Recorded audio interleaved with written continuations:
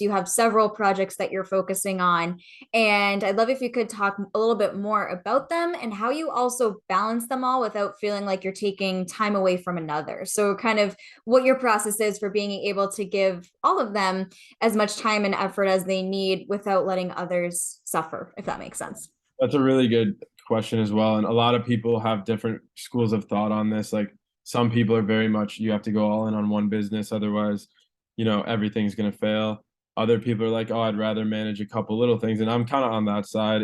To me, it's more exciting because I have so many different interests as a person. And so as a businessman, why can't I explore those, And it doesn't always work. There's been a lot of failed side projects, little businesses, but right now, the reason I've been able to dedicate a bit more time and balance it is with FilterGrade kind of transitioning from, where it was the main focus, it's kind of gone back on almost like a back burner for me. So like you mentioned, a lot of things are automated now. I can just do it a little bit, a couple hours a day as opposed to being a full-time thing now. And with that, I've pushed a lot more of my effort into the creative agency. And so for that, it's called Moloney Creative Agency, named after, our name. And so it's really just photo and video production. And because my brother and I had been doing it for so long before the company, during the company, and even, now while we're just kind of independently doing this agency, it felt like it was almost natural to get into it as a career path. And so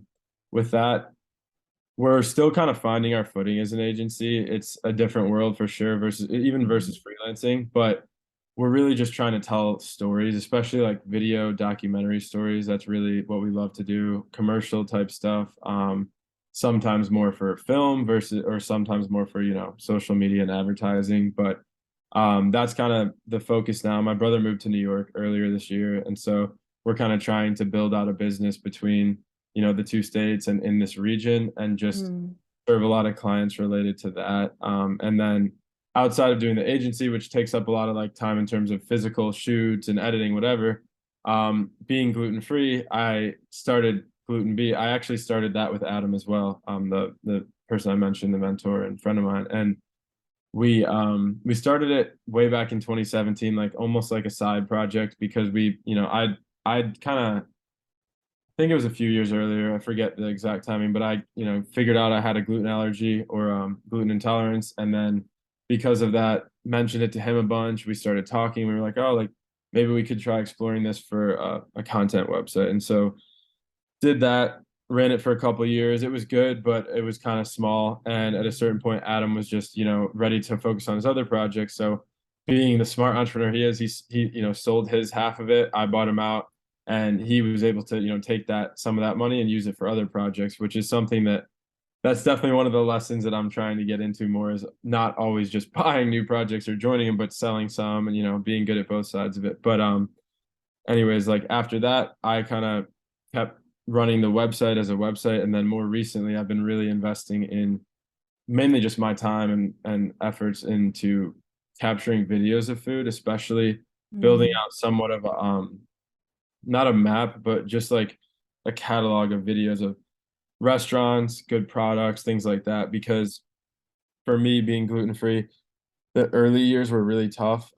Just figuring out what I could eat, what's safe, all these things. And so going through that myself, I decided to just put it into the website, whether it was like helpful articles about just like definitions or things like that. But then more so, the ones that helped the site grow the most were about questions like, is sriracha gluten free? That was like the first one that I was in the store and I looked at it and there was no label. So I was like, oh, I wonder Yeah. what it is.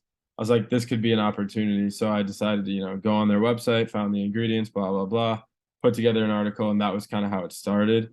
And then from there, I've just been building that kind of stuff out whenever, I personally come across something or just film it. And that's sort of been like a passion of mine. And I think what I like about GlutenBee is that it started as a side project and it also has been, I've always been passionate about food even before the allergy, but now I have to be more specific and kind of like research based about it. And so I like that I'm able to build a website and a business around something that's kind of like natural to me already. I have to eat and it's easy to film it. So it's just been a kind of a nice synergy of like those things. And also it's not as stressful of a business with like Right.